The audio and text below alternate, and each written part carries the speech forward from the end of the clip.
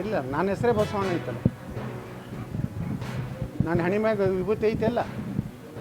1,000 ಆಕಳ ಕಟ್ಟಿನಿ. ಯಾವ ಸ್ವಾಮಿಗಳು ಕಟ್ಟಾರಿ ಕರ್ನಾಟಕದಾಗ ತೋರಿಸಿದ್ರು. ಬರೀ ನಾನು ಗೋಶಾಲಕ್ಕೆ. ಬಸವಣ್ಣವರು ನಿಜವಾದಂಥ ಕಾಯಕವೇ ಕೈಲಾಸ ನಾವು ಮಾಡಕತ್ತೀವಿ. ಅವ್ರು ಹೇಳಿದ್ದು ದುಡಿತೀವಿ. ನಮಗೆ ಬಸವಣ್ಣವ್ರ ದಾಟಿಯಲ್ಲೇ ನಾವು ಮಾತಾಡಕತ್ತೀವಿ. ಹಾಂ, ಪೀರ್ ಭಾಷಾ ದರ್ಗಾ ಆಗೈತೆ. ಅದ್ರ ಬಗ್ಗೆ ಮಾತಾಡುತ್ತೇಳ್ರಿ ಸ್ವಾಮಿಗಳಿಗೆ. ಬಿಡ್ರಿ, ಯತ್ನಾಳ್ ತೊಗೊಂಡು ನೀನು ಸುಡುಗಾಡು ಮಾಡೋದಕ್ಕೆ ಮಾಡ್ತೀವಿ.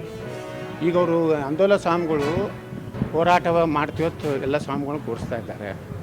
ನಾವು ಹೋರಾಟ ಮಾಡ್ತೀವಿ ರೀ. ಪೀರ್ ಭಾಷಾ ಅದು ಮುಕ್ತ ಆಗಬೇಕು.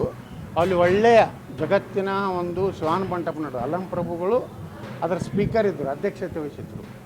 ಬಸವಣ್ಣವರು, ಅಕ್ಕಮಾದಿಯವರು, ಎಲ್ಲ ಶರಣರು, ಅವರು ಎಲ್ಲರ ಒಂದೇನು ಶ್ವಾನ ಇತ್ತು ಅದನ್ನು ಪುನರ್ ನಾವು ನಿರ್ಮಾಣ ಮಾಡೋದಕ್ಕೆ ಹೋರಾಟ ಅಲ್ಲ, ಅಯೋಧ್ಯ ಮಾದರಿಯಲ್ಲಿ ಹೋರಾಟ ಮಾಡ್ತೀವಿ.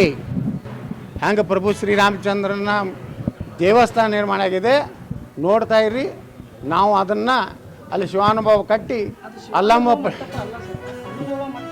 ಯಾವುದರಿ ಅನ್ರಿ, ಶಿವನ ಬಿಟ್ಟು ಏನಾರು ಐತನ ನೀವು ಹೇಳಿ. ಯತ್ನಾಳ್ ಮತ್ತೊಂದು ವಿವಾದಾತ್ಮಕ ಹೇಳಿಕೆ, ಅನುಭವ ಮಂಟಪಕ್ಕೆ ಶಿವಾನು ಮಂಟಪ ಅಂತ ಮೂರ್ಖ. ಬಡ್ಡಿ ಹೊಡ್ರಿ, ನಿಮ್ಗೆ ಬ್ಯಾಡಾಗಿದ್ರಿ ಹಿಂಗೆ ಹೊಡ್ರಿ, ಹಂಗೆ ಬೇಕಾಯ್ತು.